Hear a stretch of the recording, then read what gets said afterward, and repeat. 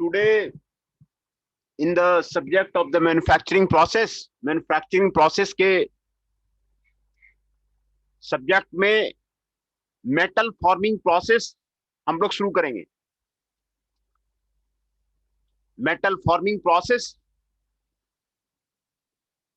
एक बहुत ही खूबसूरत प्रोडक्शन प्रोसेस है जिसमें कई तरह के मटेरियल्स, कई तरह के प्रोडक्ट्स, अच्छे अच्छे प्रोडक्ट्स इसमें बनाए जाते हैं जो कि दूसरे मैन्युफैक्चरिंग प्रोसेस से आपको संभव नहीं है।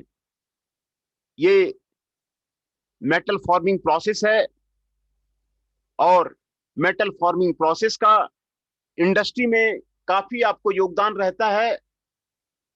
और ये आपको किसी को इंडस्ट्री लगानी है तो ये आप जो मेटल फॉर्मिंग प्रोसेस आपको बहुत ही आपको इंपॉर्टेंट आपको काम आएगा। तो पहले हम मेटल फॉर्मिंग का डिफिनेशन हम देखते हैं। Large set of the manufacturing processes in which the material is the deformed plastically to the shape of the die geometry। कई मैन्युफैक्चरिंग प्रोसेसेस हैं इसमें। ये आपको यहां पर 1 2 3 4 5 6 7 8 प्रोसेसेस आपको दिखाए गए और ये 9 स्केचिंग दिखाया गया है। 9 प्रोसेसेस आपको दिखाए गए हैं जो आपको मेटल फॉर्मिंग प्रोसेस के अंदर आपको आते हैं।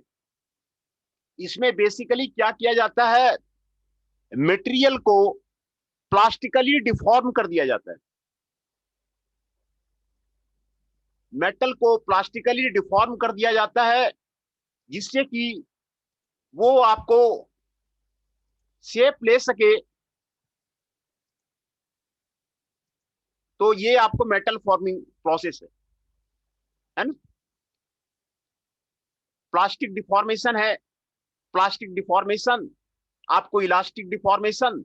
इलास्टिक डिफॉर्मेशन का मतलब है जब लोड अप्लाई करते हैं किसी मेटल पे तो पुनः वो अपने स्थिति में आ जाता है। प्लास्टिक डिफॉर्मेशन का मतलब है when we apply the load, जब हम लोड अप्लाई करेंगे तो वो आपको एल्ड क्राइटेरिया के ऊपर होगा और वो पुनः आपका वापस शेप में नहीं आएगा। जिस तरह का शेप आप बना देंगे वो उसी शेप में आपको रहेगा। ये इसका मतलब हो गया डिफॉर्म प्लास्टिकली। लोड अप्लाई करके उसको प्लास्टिकली डिफॉर्म कर देंगे और वो डाई का शेप आप ले लेंगे। आपको मैं ये देखिए, मैं प्रोसेस आपको दिखा रहा हूं। ये आपको 4 प्रोसेस आपको यहां पर आपको दिखाया जा रहा है। देखिए यहां पर ये रोलर है, ये रोलर है। टाटा स्टील का जो स्टील बनता है ना, ये रोलिंग प्रोसेस से ही बनता है। टाटा स्टील की जितने भी आपको प्रोडक्ट्स आते हैं, मैंने टिस्को में विजिट किया हुआ था, टाटा में आपको जमशेदपुर प्लांट में मैं आपका गया हुआ हूँ। कई तरह के रोलर्स हैं वहां पे। तो ये आपको बल्क डिफॉर्मिंग प्रोसेस है, मेटल फॉर्मिंग प्रोसेस है। क्या करते हैं, वर्कपीस को गर्म कर देते हैं फर्नेस में, आपको साइड में आपको गर्म कर देते हैं, हीट कर देते हैं और उसका थिकनेस आपको पतला करना है,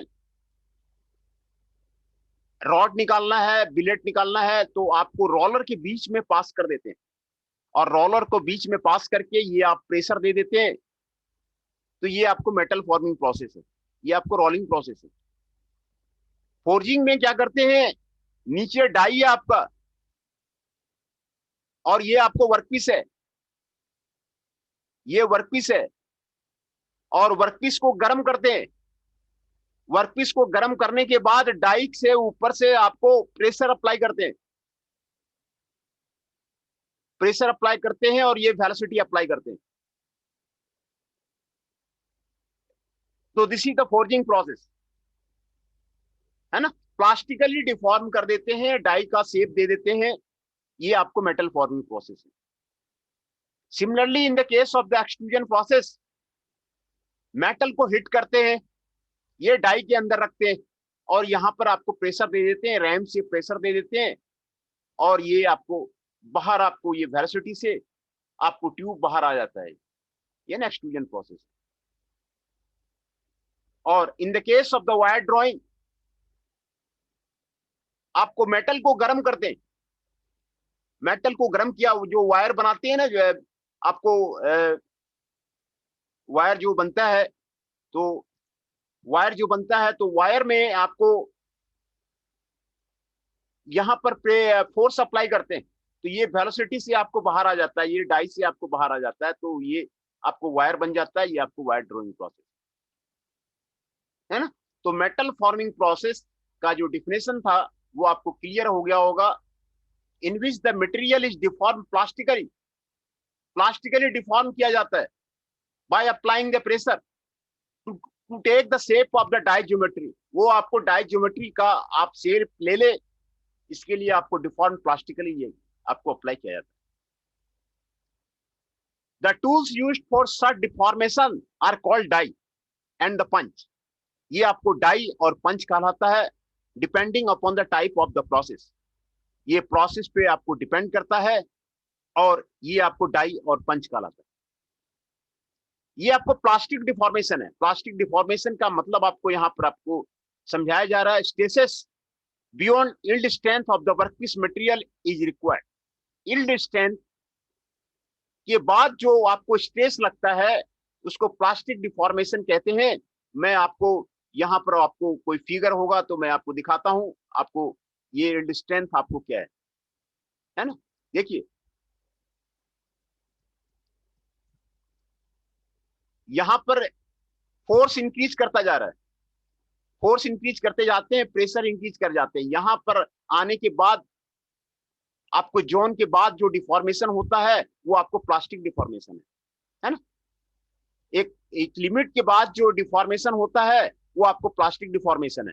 तो प्लास्टिक डिफॉर्मेशन का मतलब है कि एक लिमिट प्रेशर से यील्ड क्राइटेरिया के ऊपर उसको अप्लाई करते हैं तो उसको प्लास्टिक डिफॉर्मेशन कहते हैं। ये आपको प्लास्टिक डिफॉर्मेशन हो गया। ये मेटल फॉर्मिंग प्रोसेस को दो भाग में डिवाइड किया गया है, bulk metal forming and the sheet metal forming. ये आपको मेटल फॉर्मिंग प्रोसेस है ना, ये आपको बल्क डिफॉर्मेशन आपको बल्क मेटल फॉर्मिंग में आपको दिया गया है, और शीट मेटल वर्किंग में आपको दिया गया।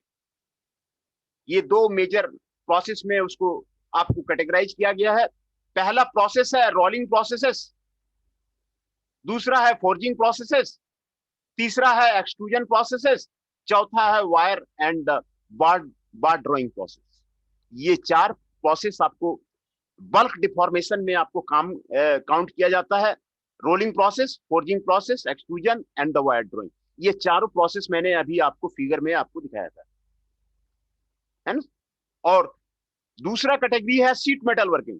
शीट मेटल में आपको काम किया जाता है, इसमें ये 5 प्रोसेस हैं: बेंडिंग ऑपरेशन, स्ट्रेचिंग, डीप और cup drawing, shearing process and the miscellaneous process.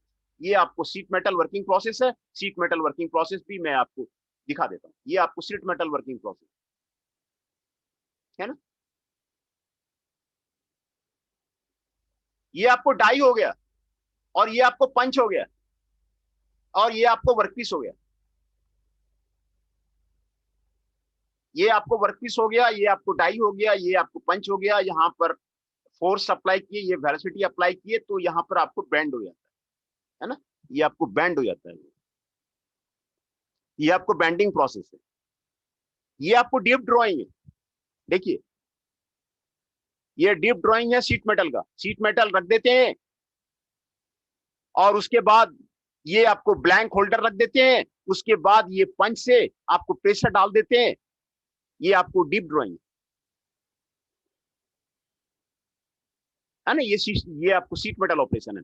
ये आपको सीरिंग है, ये आपको डाई है, ये आपको वर्कपीस है, ये आपको पंच है। ये आपको फोर्स और वेलोसिटी लगा करके यहां से आपको सीरिंग करके आपको कट किया जाता है, शीट मेटल को कट किया जाता है। तो ये आपको शीट मेटल फॉर्मिंग प्रोसेस है ना। तो ये मैंने आपको दो क्लासिफिकेशन आपको मेटल फॉर्मिंग का बताया, bulk deformation and the sheet metal working, है ना। Rolling process, forging process, extrusion process, wire and bar drawing process. है ना। और शीट मेटल वर्किंग में आ गया बेंडिंग ऑपरेशन, स्ट्रेचिंग, डीप और cup drawing, shearing process and the miscellaneous process, है ना। ये आपको शीट मेटल वर्किंग प्रोसेस। तो ये मैं आपको आपको बता रहा था कि यहाँ पर ये आपको बल्क फॉर्मिंग प्रोसेस है। बल्क फॉर्मिंग प्रोसेस का आपको डिफिनेशन आपको दिया हुआ है। It is a severe deformation process resulting in the massive shape change. देखिए मैसिव शेप चेंज इसमें होता है वर्क फॉर्मिंग में, सीवर डिफॉर्मेशन होता है। The surface area to volume of the work is the relatively small, mostly done in the hot working condition. ये आपको hot working condition में आपको किया जाता है। हॉट वर्किंग कंडीशन का मतलब हुआ रिक्रिस्टलाइजेशन टेम्परेचर के ऊपर हॉट वर्किंग, है ना। हर एक मेटल का अपना रिक्रिस्टलाइजेशन टेम्परेचर होता है, उसके ऊपर आपको गर्म करने के बाद उसका ग्रेन ग्रोथ होने लगता है, उसके शेप में चेंज होने लगता है। तो उसके ऊपर जब काम करेंगे तो उसको बोलते हैं हॉट वर्किंग प्रोसेस। अगर उसके नीचे काम करते हैं तो उसको बोलते हैं cold working process. Recrystallisation temperature के नीचे अगर काम करेंगे ना तो उसको बोलेंगे कोल्ड वर्किंग प्रोसेस। और रिक्रिस्टलाइजेशन टेम्परेचर के ऊपर अगर काम करेंगे ना तो उसको बोलेंगे हॉट वर्किंग कंडीशन। तो बल्क फॉर्मिंग जो होता है आपको हॉट वर्किंग कंडीशन है।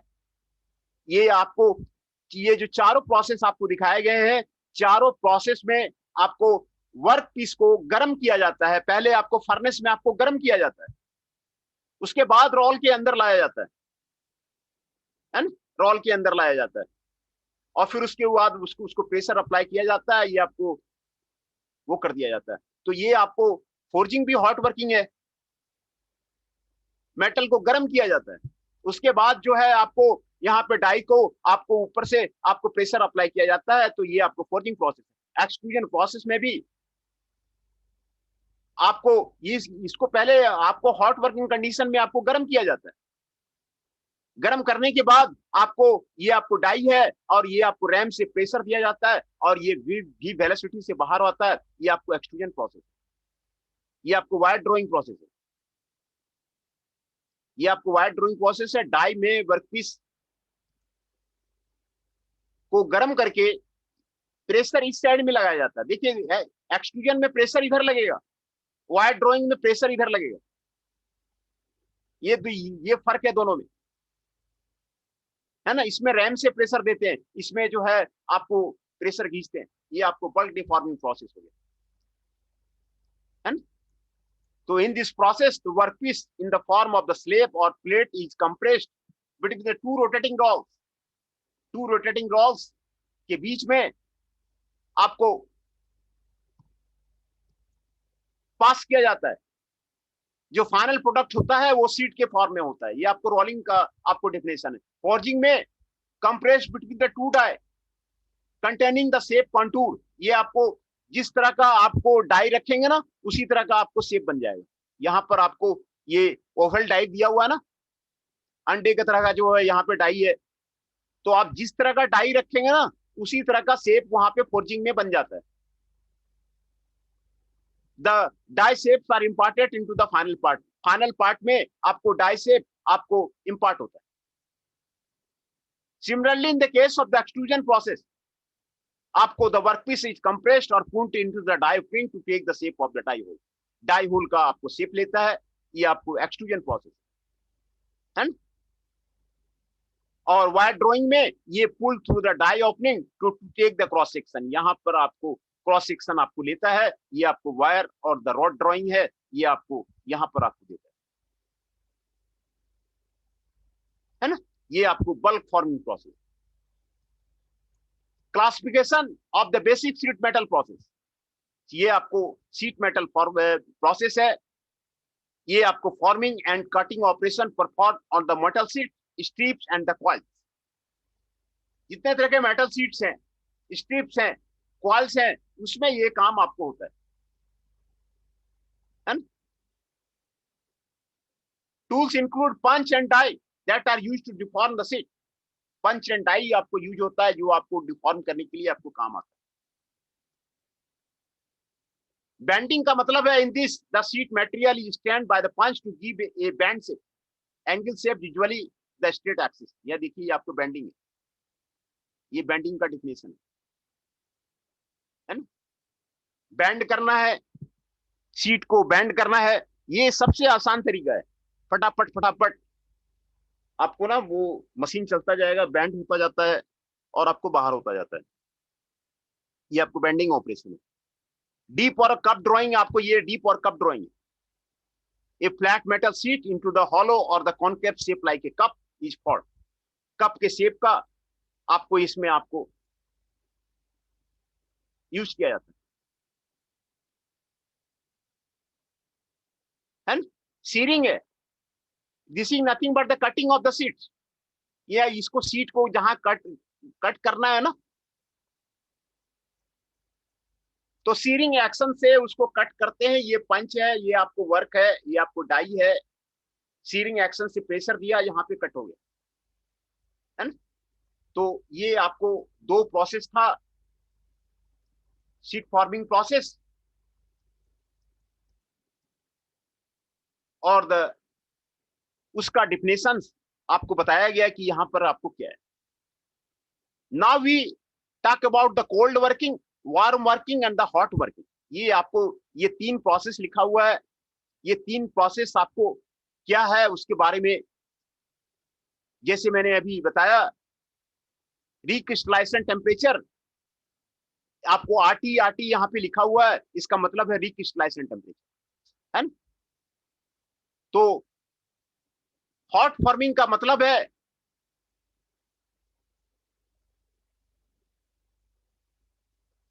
यहां पर पहले कोल्ड वर्किंग के बारे में आपको यहां पर आपको दिखाया गया है, और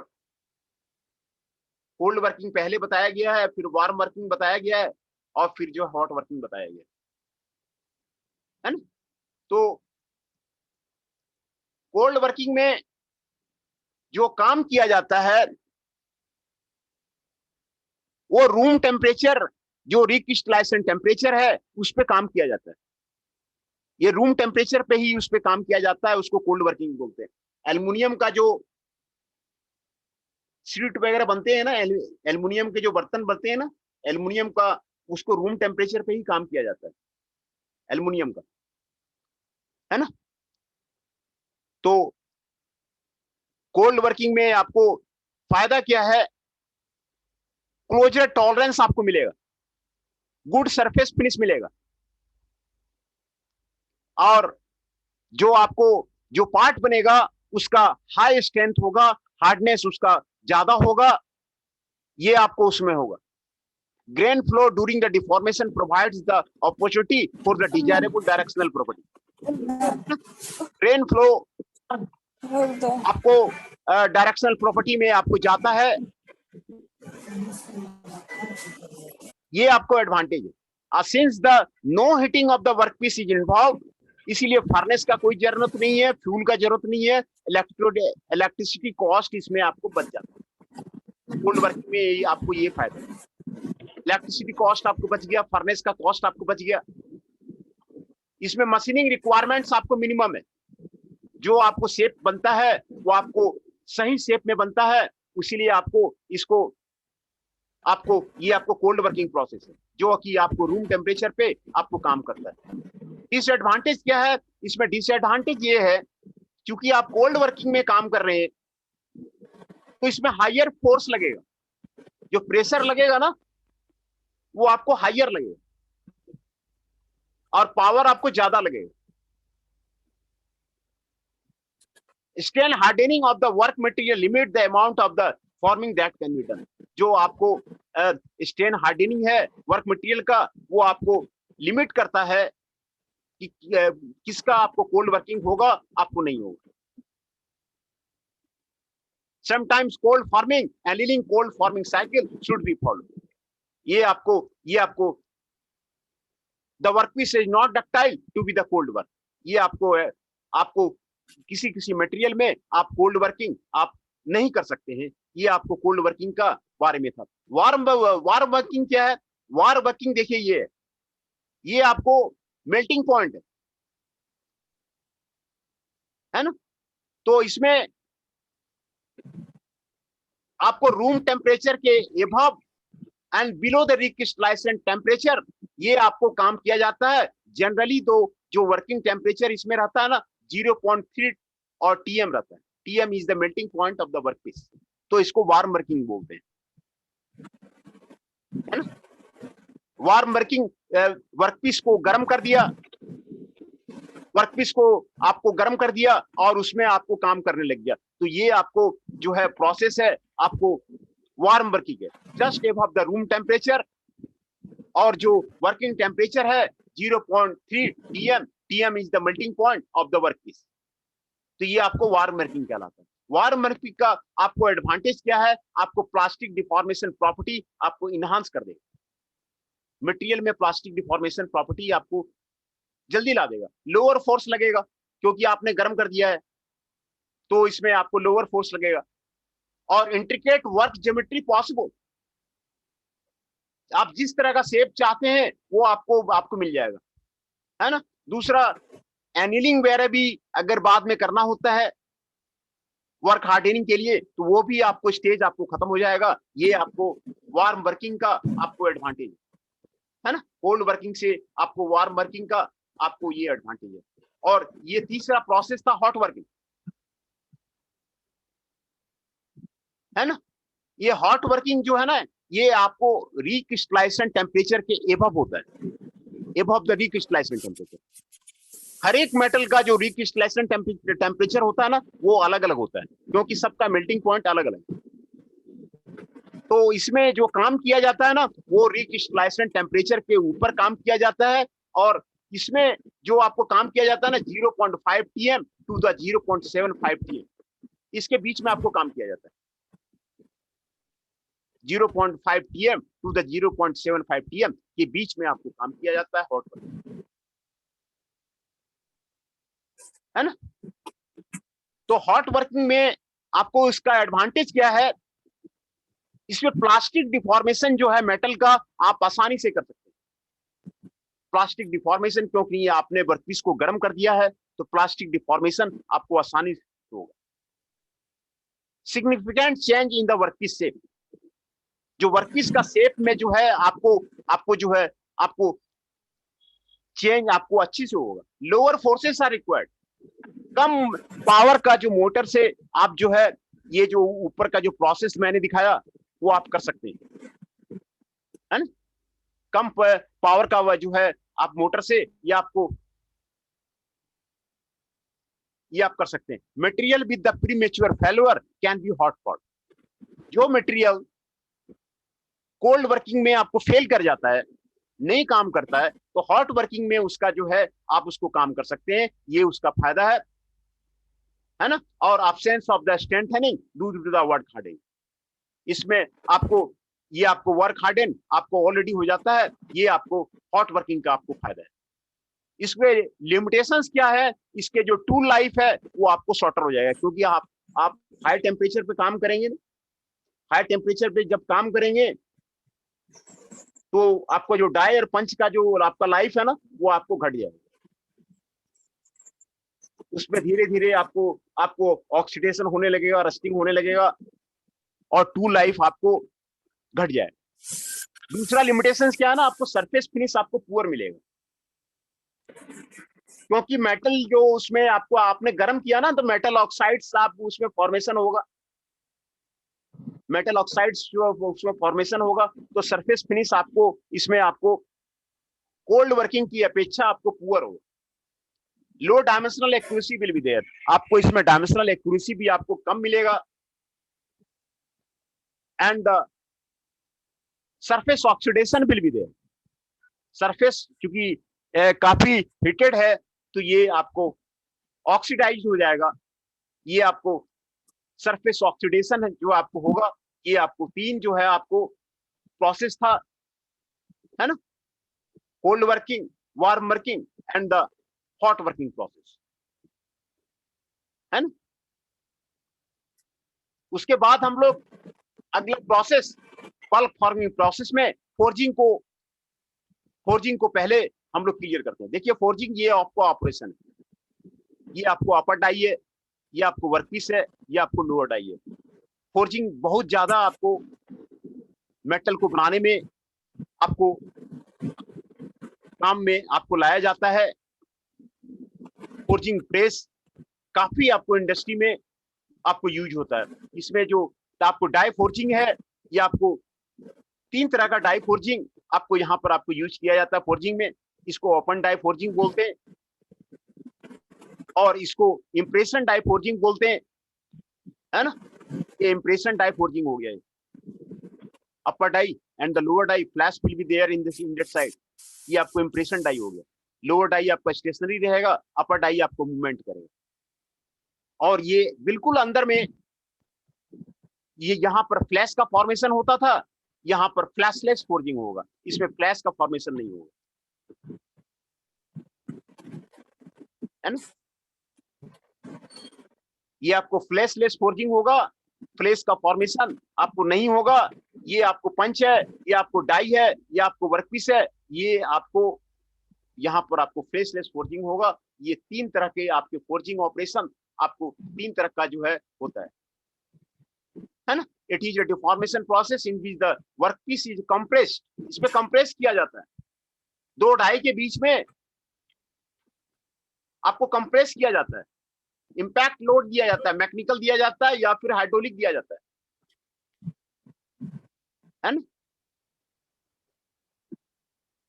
ये आपको कई variety of the components automotive में आपको बनाने में काम आता है, एरोस्पेस का कंपोनेंट बनाने में आता है, अदर एप्लीकेशंस बनाने में आपको काम आता है ना। इंजन क्रैंकशाफ्ट आपको फोर्जिंग से ही बनता है, कनेक्टिंग रॉड्स आपको फोर्जिंग से, गियर्स फोर्जिंग से भी बनता है, एयरक्राफ्ट स्ट्रक्चरल कंपोनेंट आपको फोर्जिंग से ही बनता है, जेट इंजन टरबाइन पार्ट आपको फोर्जिंग से ही बनता है।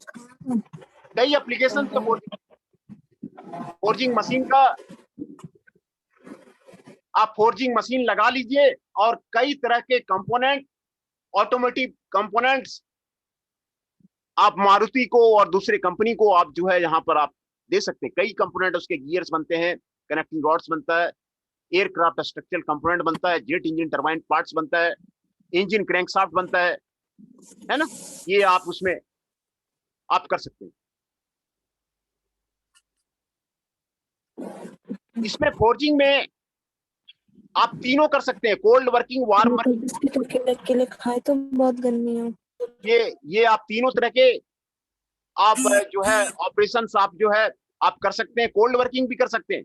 ये आपको मटेरियल पे डिपेंड करेगा किस मटेरियल पे करना है। एल्युमिनियम में पहले भी कहा कोल्ड वर्किंग होता है, एल्युमिनियम के जो ऑपरेशन है वो आपको कोल्ड वर्किंग होता है। उसी तरह वार्म वर्किंग भी होता है, हॉट फोर्जिंग भी आपको उसमें होता है। जब पूछ की बात हुई है ना, तो लोड देते हैं और जो फोर्जिंग हैमर है आपको ग्रेजुअल प्रेशर दे करके आपको ये आपको बनाना है ना। 3 तरह का आपको डाई फोर्जिंग है, यहाँ पर आपको 3 तरह का डाई फोर्जिंग मैंने आपको दिखाया। ओपन डाई फोर्जिंग में ये आपको जो लोअर नीचे डाई स्टेशनरी रहता है, अपर डाई आपको मूव रहता है, यहाँ पे आपको फोर्स दिया जाता है और यहाँ पे साइड वार्ड डायरेक्शन में आपको मूव कर सकता है। आपको ये ओपन डाई फोर्जिंग है ना, साइड वार्ड डायरेक्शन में आपको मूव कर सकता है, ये आपको ओपन डाई फोर्जिंग। और ये आपको इंप्रेशन डाई फोर्जिंग है और ये आपको फ्लैशलेस फोर्जिंग है ना। अब मैं पहले अटेंडेंस ले लूं आप लोग का।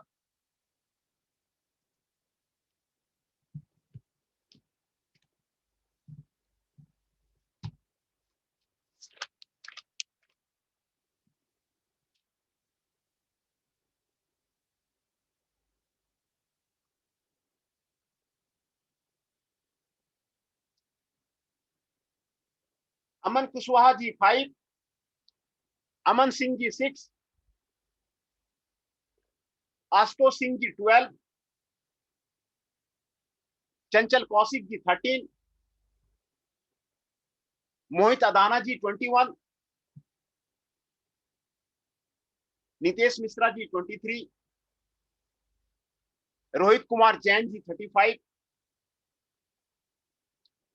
जतिन आर्या जी 16, शुभम कुमार राणा जी 31।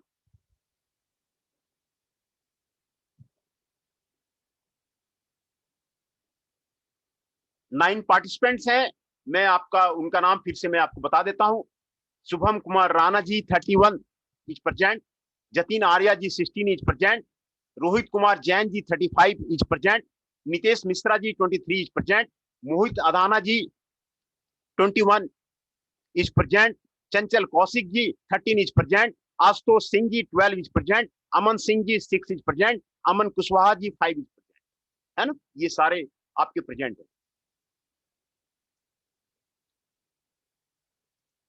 है ना। तो आज मैंने एक नोटिस भेजा था आपके ग्रुप में कि कोई स्टूडेंट अगर कोई रिसर्च पेपर वगैरह लिखना चाहते हैं तो यूरोप में ना एमएस में उसकी काफी डिमांड है। कोई बच्चा अगर रिसर्च पेपर लिख लेता है तो एमएस वगैरह जो आपको यूरोप में होते हैं तो उसमें आसानी से उसका एडमिशन हो जाता है। तो अगर आप रिसर्च पेपर बनाना चाहते हैं, कोई प्रोजेक्ट करना चाह रहे हैं, कई प्रोसेसेस मैंने अभी तक में आपको कंप्लीट करा दिया है मैंने मैन्युफैक्चरिंग का। तो इसमें आप कोई प्रोजेक्ट आप करना चाह रहे हैं, क्योंकि अभी ये अभी थोड़ा सा ये प्रॉब्लम है कोरोना का कि जो है प्रैक्टिकल एक्सपेरिमेंटल हम लोग नहीं कर सकते हैं। तो थ्योरेटिकल हम लोग जो है कोई प्रोजेक्ट रिसर्च पेपर ज्वाइंटली जो है हम लोग लिख सकते हैं, है ना। तो कोई अगर स्टूडेंट अगर चाहते हैं तो मैंने आज नोटिस भेजा हुआ था, अगर उसमें आप वो कर सकते हैं। पहले उसमें कुछ पेपर के आपको लिटरेचर रिव्यू करना पड़ेगा, फिर उसमें आपको कुछ मेथड प्रपोज करना पड़ेगा और फिर किसी जर्नल में आप उसको पब्लिश कर सकते हैं, है ना। तो प्रपोज मेथोडोलॉजी होता है तो उसका काफी इंपोर्टेंस रहता है। तो ये आपको काफी आपको वैल्यू आता है रिसर्च पेपर का। अगर आपके पास रिसर्च पेपर रहा तो ऑस्ट्रेलिया में भी और यूरोपियन कंट्री में एमएस में आपको एडमिशन में आपको आसानी हो जाती है ना। तो ये हम लोग दो तरह का आपको फोर्जिंग ऑपरेशन में, तीन तरह का मैंने आपको बताया। इंप्रेशन डाई फोर्जिंग, ये इसमें आपको देखिए यहाँ पर इंप्रेशन डाई आपको यहाँ पे आपको दिखा हुआ है। इसमें मेटल फ्लो को रिस्ट्रिक्ट किया गया है ना। और इसमें आपको फ्लैश बनता है जो यहाँ पर आपको दिखाया गया है। फ्लैश जो है ना बाद में आपको काट करके हटा दिया जाता है। ये छोटा सा अमाउंट फ्लैश का बनेगा, दोनों आप लोअर डाई और अपर डाई के बीच में फ्लैश बनेगा। ये फ्लैश को हटा दिया जाता है, ट्रिम ऑफ कर दिया जाता है, काट के हटा दिया जाता है ना। तो और फ्लैशलेस फोर्जिंग में ये आपको कंप्लीटली रिस्ट्रिक्टेड है within the die, die के अंदर बनेगा। नो फ्लैश इज प्रोड्यूस, कोई फ्लैश आपको प्रोड्यूस आपको नहीं होगा। The amount of the initial workpiece used must be controlled accurately so that it matches the volume of the die cavity. ये आपको डाई कैविटी के आपको बराबर आपको बन जाता है ना। ये आपको फ्लैशलेस फोर्जिंग है, ये आपको फ्लैशलेस फोर्जिंग है ना। तो ये आपको फ्लैशलेस फोर्जिंग था। ओपन डाई फोर्जिंग के बारे में देखिए, आपको यहाँ पर ऑपरेशन दिखाया गया है। स्टार्ट ऑफ द कंप्रेशन, है ना, फिर partial compression and the completed compression. ये आपको फाइनल हाइट है HF, इनिशियल हाइट है H0 और ये हाइट है H, है ना। ये आपको यहां पर आपको दिखाया गया है। इसको अपसेटिंग भी बोलते हैं, अपसेट फोर्जिंग भी बोलते हैं। इसमें आपको हाइट डिक्रीज कर जाता है और डायमीटर आपको इंक्रीज कर जाता है। इसमें आपको होमोजीनियस आपका डिफॉर्मेशन होता है ना। इसमें डायमीटर आपको होमोजीनियसली आपको आपको जो है आपको इंक्रीज करता है, डायमीटर आपको होमोजेनियसली इंक्रीज करता है। और आपको इनिशियल कंडीशन में आपको यहाँ पर आपको दिखाया गया है HF और H0 ये आपको इन इनिशियल कंडीशन में ये आपको स्ट्रेन आपको यहाँ पर आपको दिखाया गया है, फोर्स कितना लगेगा ये आपको यहाँ पर आपको बताया गया है। ये आपको यहाँ पर आपको बताया गया है कि रो एफ जो फ्लो स्ट्रेस है जो कितना फोर्स लगेगा वो आपको यहाँ पर आपको बताया गया है ना।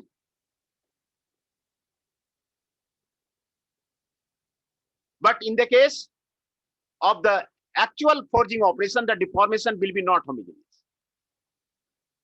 क्योंकि उसमें फ्रिक्शन रहेगा डाई बिलेट में, तो आपको ये आपको कहते हैं इसको बैरलिंग इफेक्ट करते हैं, बैरलिंग इफेक्ट है ना।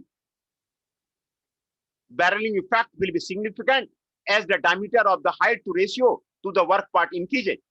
ये आपको बैरलिंग इफेक्ट है, ये आपको बैरलिंग फिनोमेना है ना। ये आपको बैरलिंग फेनोमेना है, ये आपको स्टार्ट ऑफ द कंप्रेशन, ये आपको पार्शियल कंप्रेशन और द कंप्लीटेड कंप्रेशन ये आपको यहाँ पर आपको दिखाया है ना।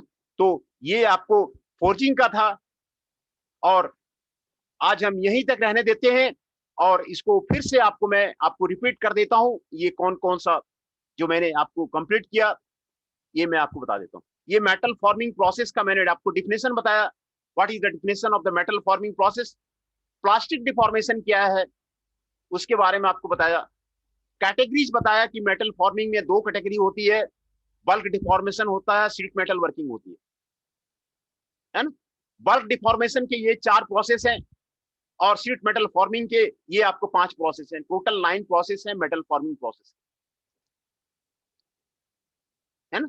ये इंडस्ट्री में बहुत ही खूबसूरत मेटल फॉर्मिंग प्रोसेस है, जितने भी मेटल्स का जो फॉर्मिंग है आपको मेटल फॉर्मिंग प्रोसेस से आपको होता है। यहाँ आपको बताया गया कि large set of the manufacturing process, आपको 9 तरह के आपको मैन्युफैक्चरिंग प्रोसेस इसके अंदर आते हैं।